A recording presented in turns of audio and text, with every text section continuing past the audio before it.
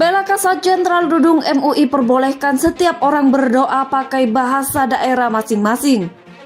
Tetapi karena doa secara umum kita bermohon kepada Allah Subhanahu wa taala, ya bisa pakai bahasa Indonesia, bisa pakai bahasa Jawa, bisa pakai bahasa Sunda, bisa pakai bahasa Arab. Nah, tidak semua doa yang dengan menggunakan bahasa Arab itu maksur. Artinya tidak semua doa yang pakai bahasa Arab itu juga dari Nabi, kan nggak semuanya. Ada doa dari sahabat, ada doa dari para ulama, ada doa dari orang awam pakai bahasa Arab juga ada. Tuhan itu memang bukan orang. Tuhan harus lepas dari nilai-nilai keorangan.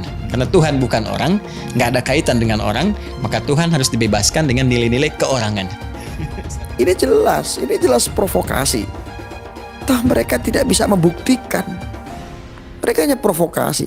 Ini Polri harus tidak cepat. Tangkap Pak. Orang-orang model kayak begitu. Makhluk. Karena Khalik pencipta, makhluk yang dicipta, antara pencipta dengan yang dicipta itu tidak boleh memiliki kemiripan atau keidentikan atau hal-hal yang melekat pada satu di antara keduanya itu dimiliki, itu tidak boleh. Ini orang-orang kadrun biadab, oknum-oknum, bikin kisruh terus ini, provokasi terus ini, bangsa ini bisa pecah gara-gara orang-orang seperti itu. Ini bahaya kalau dibiarkan. Untuk bapak-bapak Polri, jelas ini ada sebuah politik untuk menjatuhkan seseorang.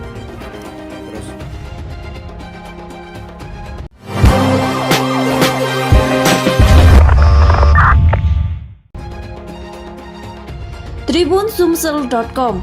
Berdoa pakai bahasa daerah diperbolehkan MUI.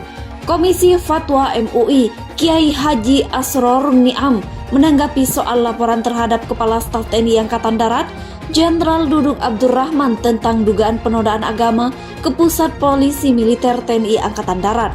Dudung dilaporkan terkait pernyataannya soal berdoa dengan bahasa Indonesia sebagaimana yang terpublikasi mulai podcast YouTube Deddy Kobuzer pada tanggal 30 November 2021 lalu. Menurut Asrorun, berdoa boleh dengan bahasa masing-masing, bahkan boleh dengan bahasa daerah yang ada di Indonesia. Ya, kalau doa bukan hanya dua bahasa. Bahasa masing-masing kita bisa juga disampaikan digunakan. Indonesia ada berapa puluh bahasa masing-masing di daerah. Masing-masing umat Islam boleh berdoa dengan bahasa daerah masing-masing.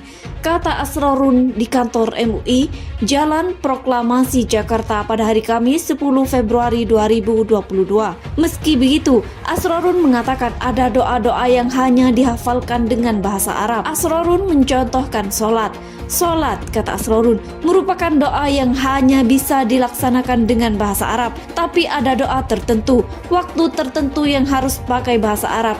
Sholat itu kan doa. Sholat itu ada syarat dan rukunnya. Itu harus dipenuhi, ucap Asrorun. Mengenai doa secara umum, Asrorun mengatakan bisa dilaksanakan dalam berbagai bahasa. Dirinya mengatakan tak semua doa menggunakan bahasa Arab. Kalau doa secara umum kita mohon kepada Allah Subhanahu wa taala, kita bisa pakai bahasa Indonesia, Jawa, Sunda, Arab.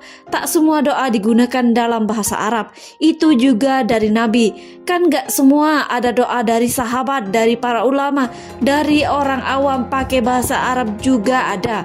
Pungkas Asrorun. Prajurit TNI menari tortor pada kegiatan perayaan hari ulang tahun Kodam 1 Bukit Barisan ke-69 di Makodam 1 Bukit Barisan Medan pada hari Kamis 20 Juli 2019.